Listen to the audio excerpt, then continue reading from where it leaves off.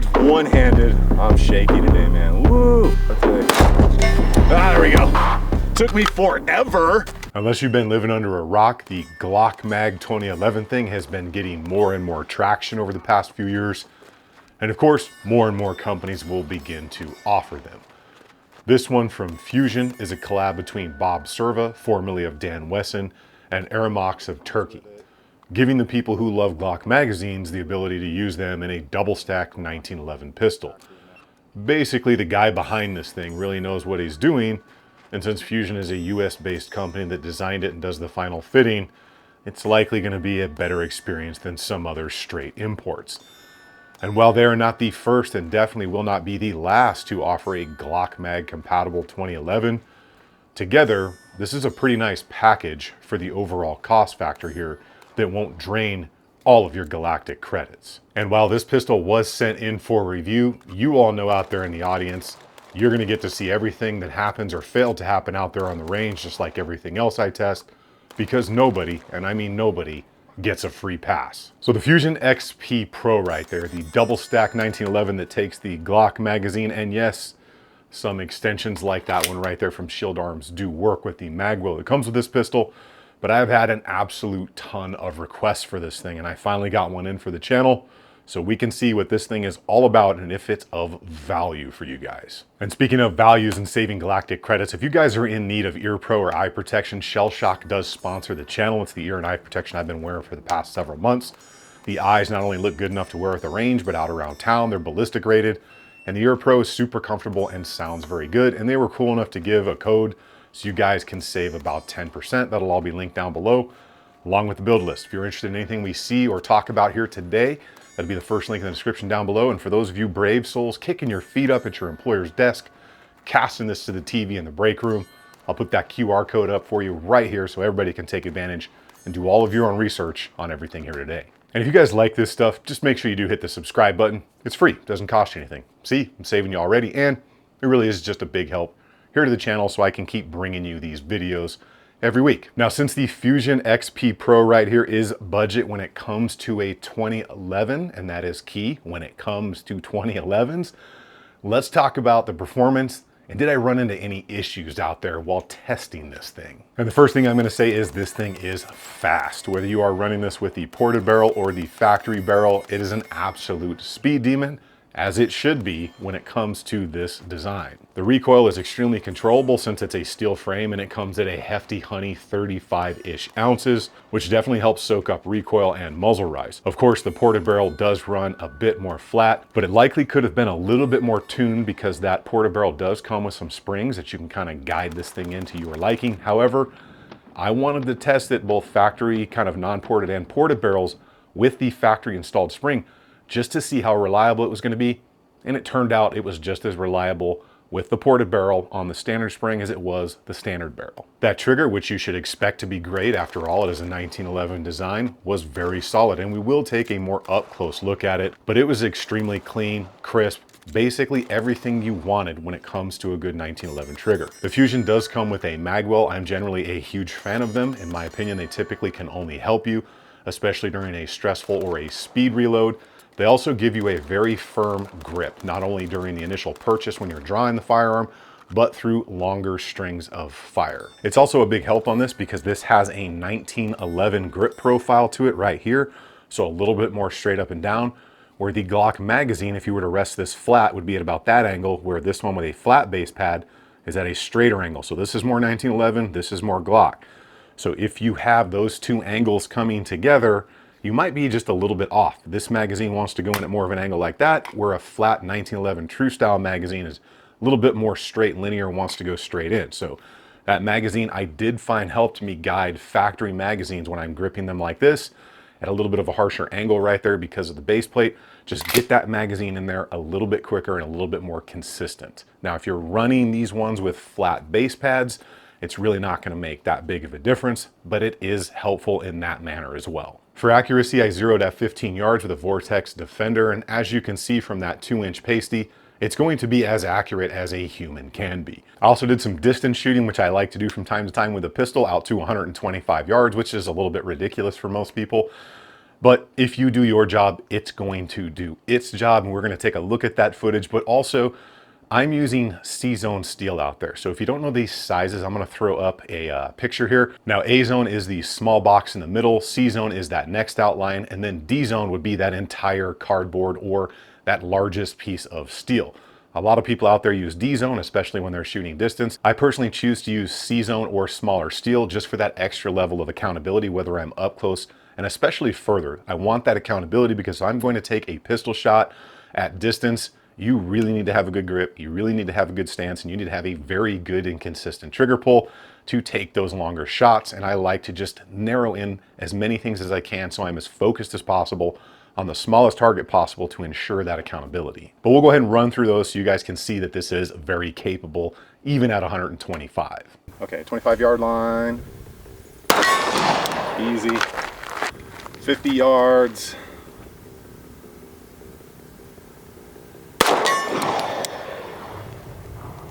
Okay.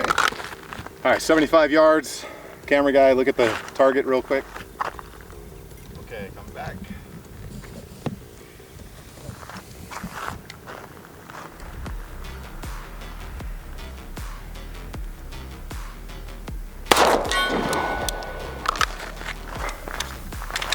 "100 yards, look real quick.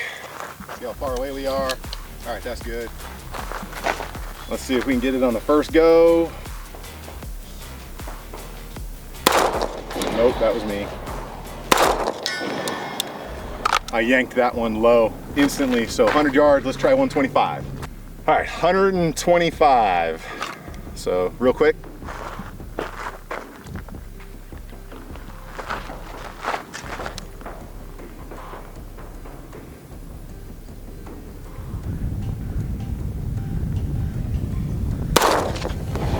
Low, me.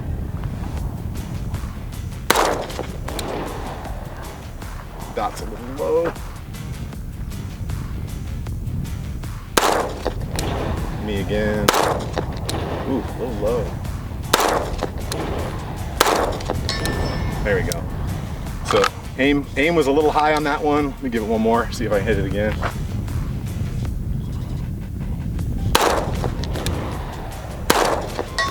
Yeah. 125, totally doable. You just got to have a good stance. Okay, 100 yards one-handed. I'm shaky today, man. Woo!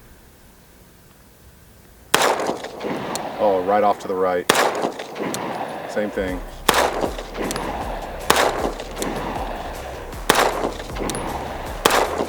Oh, I don't have it today. Ah, there we go. Took me forever. As you can see, between the 0 and shooting at distance, this thing is going to be as accurate as you can be. Now, if you got a ransom rest or something, I'm sure you could narrow it in a little bit more, but that's about all I can ask for me personally when it comes to a pistol. Now, as far as the reliability and everything so far, I am just under 1,000 rounds through this thing, and it has been as reliable as I would expect. And generally, there is a break-in process when it comes to 1911s or 2011s, and we're gonna get more into this as we go through the video talking about any issues that came up or problems with reliability. Now, problems or issues that I ran into out there, and let's start with the feeding device, right? The magazine, because oftentimes that can be a big source of problems when it comes to a 1911 or 2011 style pistol. So I tried the magazines that came with this, of which there was 2. I think they're made by KCI. It should be a minimum of 3. I tried KCI proper labeled magazines. I tried ETS magazines, Glock factory magazines, Magpul magazines, X-Tech magazines, and the Metgar metal magazines for Glocks. So when it comes to those magazines, the factory ones that came with it, I knew right away that one of them was going to present issues because it had an extremely weak spring in it. And I knew that was either going to cause a feed issue or a failure to lock back on an empty magazine, which it did. So I did the range thing, the quick fix out there, stretched the spring, and it went fine after that. I didn't have any feeding or reliability issues from those magazines, but I knew that one with the weak spring was going to be an issue. When it comes to the KCI labeled magazines, all of them ran and locked back just fine. Glock factory magazines ran 100%. The Magpul magazines ran 100%. The X-Tech magazines ran 100%. Now, when it comes to the ETS magazines, they didn't want to fit in there. They just bound up in there. and it seems to be, it was like hit or miss. I had one that would fit and then the next 5 would not. Also, the metal Metgar magazines are a hard no. You will literally be forcing those out if you jam them up in there. They just completely get stuck. Now, when it comes to the magazine extensions, because I know somebody's gonna bring that up, I've been mostly using the shield arm stuff. They 100% work on Glock factory magazines. As far as all of the other ones out there, I don't have every magazine extension, but if they're similar design and size to these ones from Shield Arms, they should fit in there on a factory magazine. Last thing for the magazines is I checked multiple times throughout the testing process to ensure that every magazine was gonna lock back on that empty mag, which all of them did. The only time I encountered an issue was with that one weak mag that came with the pistol. And again, I knew that was gonna present a problem because I could just feel by loading it, it was a little bit weak on that spring. So every time I did a lockback or a magazine exchange, they functioned as they should, locking it back and feeding appropriately. Now, the first issue that I did encounter out there with the reliability came to the grip screw right here. So as I was doing some magazine exchanges, I noticed that they were binding just slightly, and I thought that was kind of weird since they had been running smooth. And when I moved the pistol, the screw actually fell out into my hand. And I noticed that what had been happening was the backing for that screw, as I was gripping the pistol, since it was loose, the screw was getting pushed in and that backing was pushing into the magazine. So that was a thread locker failure. Anytime you're making a machined lower like this on this pistol for that grip, there's gonna be a lot of oil in there. And when they put the locker on there for those threads from the factory, it did fail. Put a little blue Loctite on there after cleaning the threads out and it did not loosen up again. But that was a little bit of concern coming out of the factory, because had I dropped that screw out there in the desert, I'd have been screwed. I know that some of you with an eagle eye are probably noticing that this is the Defender ST and not the XL that was originally on there in some of the footage for that first day of testing. That's because I did have an issue with the optic. So as I was running this thing out there, I noticed that the optic was like blinking between rounds and reciprocation. Had a little bit of a battery contact issue. Vortex took care of that. I notified them, got it warranted, it's already on the way. But due to that, I kind of decided to stop that first day of testing early, come home and mount up another optic. That way I could get out there with an optic that I knew was going to work, that I knew wasn't going to give me a blinking issue or a battery contact issue. That way I could get back out there for day 2 and run this thing at the speed of red dot. Now, day 2 on the range, I did not clean nor lubricate the firearm. I wanted to get more rounds through it. Like I said, I'm just shy of about 1,000 rounds on the thing right now. I was able to run it a lot faster because I had a consistent dot on this one and just had an overall better experience out there doing target transitions, reloads, everything was good to go on day 2.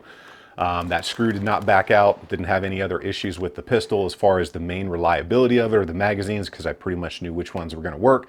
So I just continued to run round after round and drill after drill without issue. Now, towards the end of the day, I did load a full magazine and I went to drop the slide and I did have a failure to feed.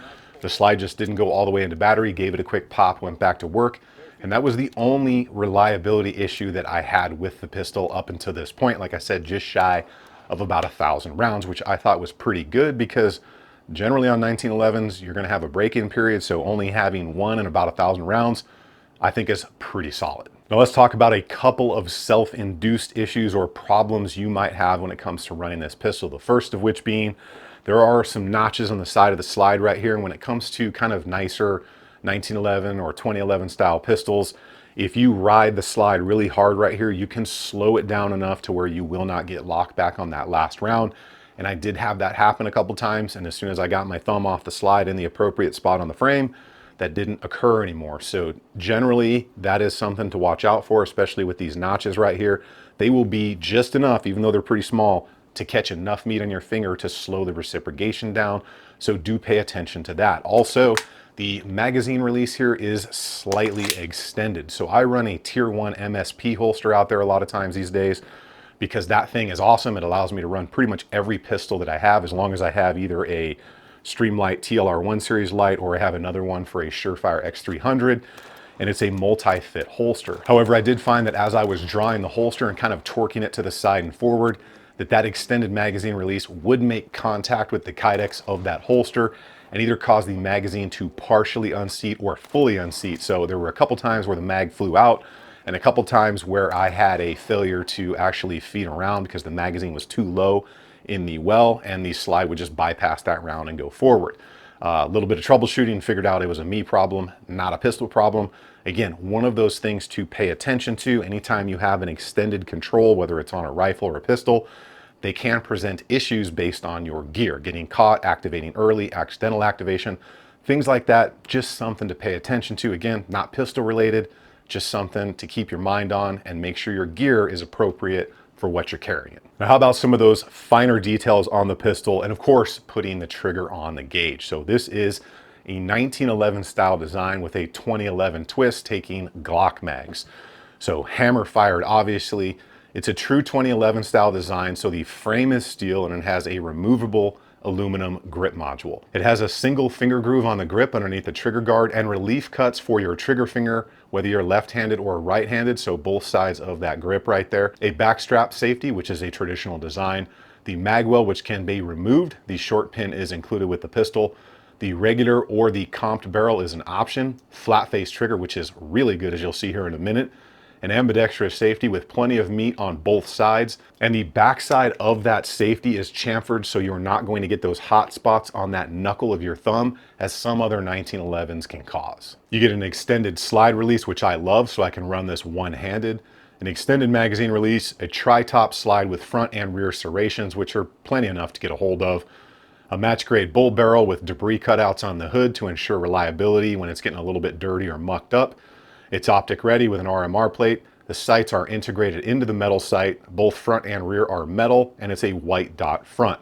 As far as the finish goes, it is full tenifer, which is one of the most durable finishes in the industry.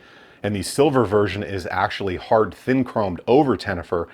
And that's a crazy coating. So if you don't know, the coating on the inside of a mil-spec bolt carrier is hard thin chrome. That's the part that the gas rings in the bolt are just riding for thousands and thousands of rounds of operation. So it is hard and lubricated stuff. The 4-inch barrel is ramped. It has a one-piece guide rod, a multi-slot accessory rail out front, comes in at a 35.5 ounce rating, 7.5 inches long.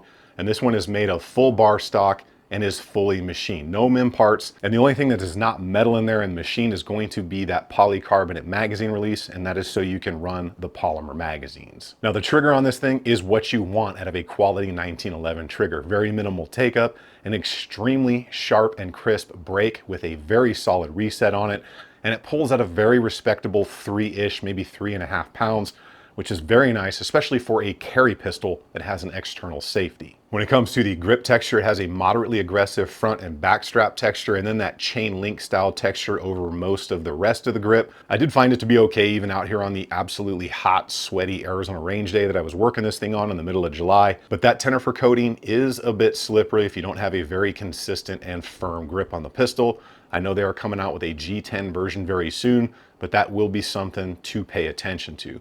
As far as tolerances on this pistol, this is not a 6K Athena, right? We're not expecting that ultra smooth ball bearing setup here, but for where this thing is at, it is completely acceptable for the price point. Again, not super expensive tight, but it's not sloppy loose either. It's kind of right there in the middle and is within my expectations for about the 11 hundo that this thing comes in at. As far as my personal opinions on the Fusion XP Pro, just under 1,000 rounds, and remember, I'm a huge fan of 1911s and 2011s.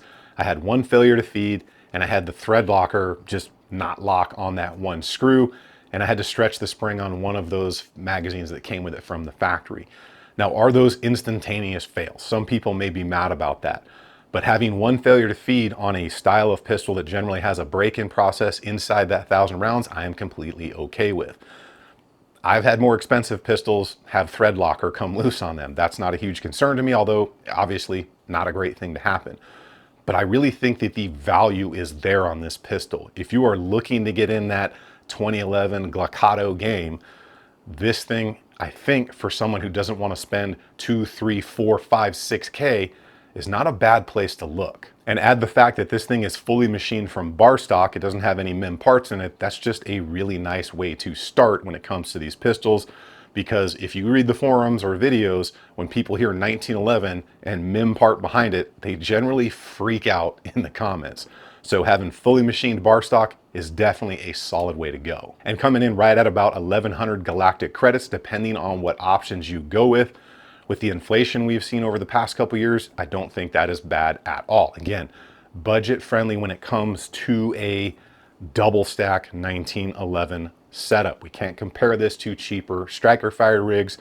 So when you think about that, I've tried cheaper ones and they just didn't perform. I've tried more expensive ones and maybe they didn't give me the performance I was expecting for that extremely high price point of 2 to 3 or 4 times what you can get the Fusion for. Now that being said, make sure you do your due diligence here, right? Watch other people's videos, because when I was done with my testing and I had formulated my opinions, and after I wrote this script, I started to watch a couple of other people's videos because I don't want to watch them before my review to kind of get a negative or an ultra positive opinion in my brain. And what I found was some other people had differences of opinions, whether it was the size of the grip, how slippery it was, the size of the controls, where they were placed. And remember, nobody has the same size hands or the same grip, so things may affect you differently. How my hands, XL Plus work with this pistol is definitely not how your medium or small size hands are going to work. So search for those things. There were also other people that had some issues. Like I said, again, with the grip being slippery, or somebody's like ambi safety on the right side came off or something like that.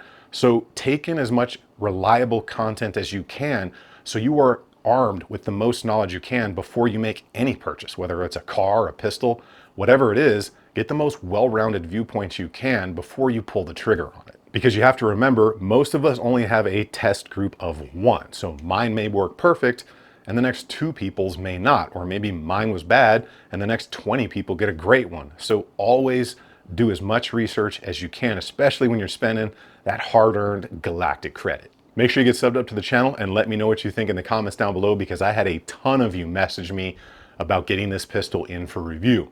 Keep having fun on the range out there, and remember, if you stay ready, you ain't got to get ready.